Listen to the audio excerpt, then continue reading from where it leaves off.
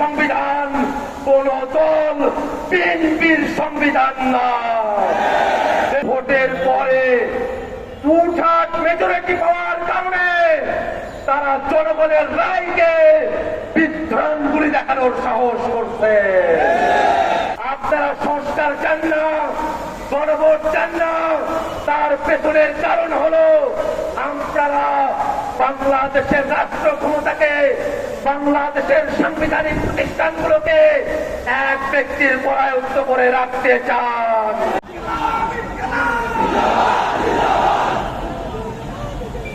সংগ্রামী জনতা, জনগণের ভোটে নির্বাচিত হয়ে সরকার গঠন করা বৈধ,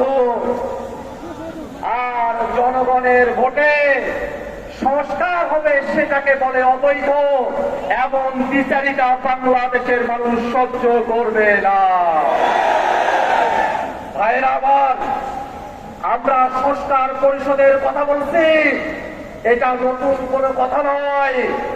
ঐক্যমত্য কমিশনে 30টির উপরে রাজনৈতিক দল একমত হয়ে সকলে এক কথা বলে সংবিধানের টেকসই পরিবর্তনের জন্য, সংস্কার সাধনের জন্য, সংস্কারকে টেকসই করার জন্য সংশোধনী নয়, সংবিধান সংস্কার পরিষদের বিষয়ে সকল রাজনৈতিক দল আমরা একমত হয়েছিলাম।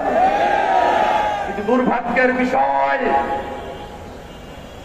ভোটের আগে পর্যন্ত তারা ফরমালি গণভোটের বিপক্ষে বলে নাই, কিন্তু ভোটের পরে টুঠাট মেজরিটি পাওয়ার কারণে তারা জনগণের রায়কে বিভ্রান্তি দেখানোর সাহস করছে।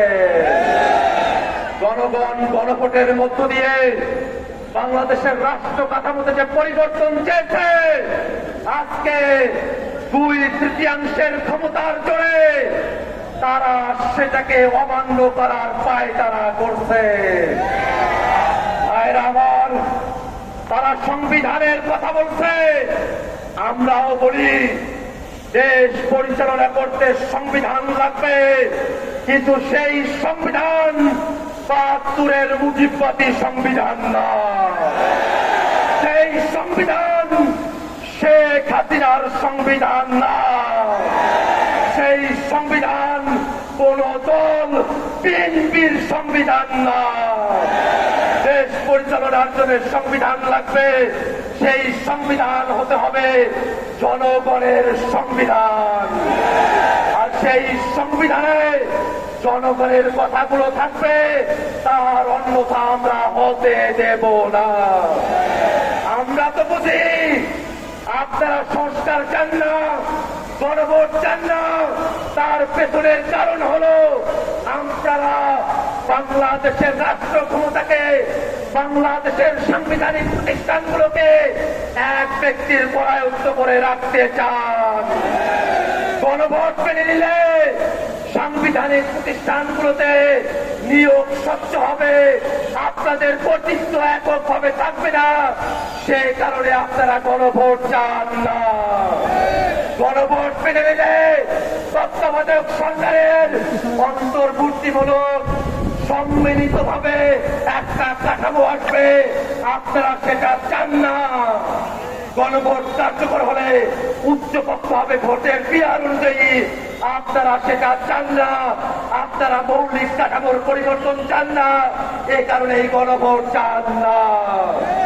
আমরা বলতে চাই, সংসদে আপনাদের সংখ্যাগরিষ্ঠতা থাকতে পারে, কিন্তু বাংলাদেশের জনগণ 70% সংখ্যাগরিষ্ঠতা নিয়ে রাজপথে আছে। এই জনগণকে কোনোভাবেই অমান্য করে আপনারা টিকে থাকতে পারবেন না। আপনাদের পতন নয়, আপনাদের সুন্দর পদক্ষেপের অপেক্ষায় জাতিকে সাথে নিয়ে আমরা অপেক্ষা করছি। সংসদে রাজপথে কথা হবে সংস্কারের জন্য। ইনকিলাব জিন্দাবাদ।